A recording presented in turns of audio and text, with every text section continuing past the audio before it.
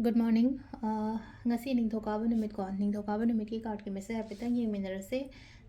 Ningthokaba numit ahambada akhoi number ko number se 47 leire aduga kalada na angouba gumba adumaina sinabi bai ko aduga amana chak thongbada na khoina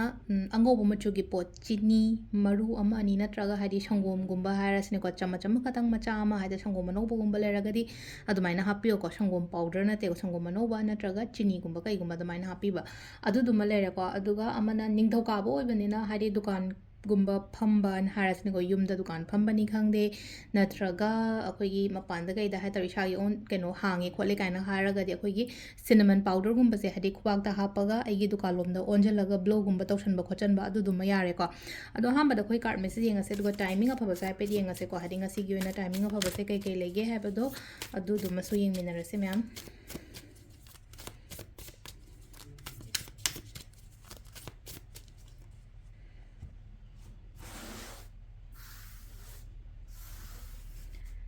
Sidagi card home katang thok charge ko haidi card number 1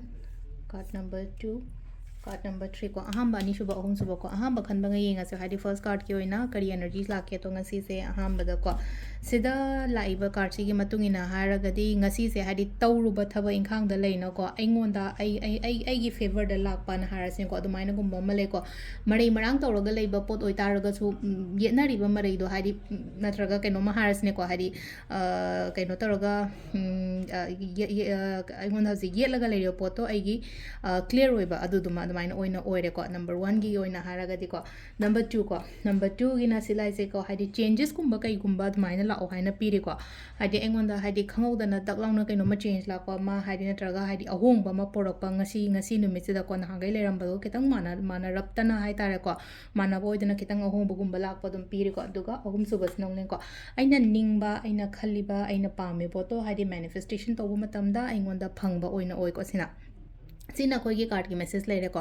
timing sine ki pung manga ga minute ni funit pan dai na tare ka minute tare thong leire ni pan ga minute kun tare tai na mapan ga minute ni fu tare thong leire ko adagi ung 12 ga minute kun tare tai gi na pung taru ka minute taru thong leire ko aduga nungdang gi na mapan ga minute kun tare tai na 13 ga minute tare thong leire aduga atheng ba ahing gi na 12 ga minute ni fu tare tai na nungalam dai gi nunga hai tara mathang gi numi nungan bagi manga ga minute ni funi pan phang leire ko aduduna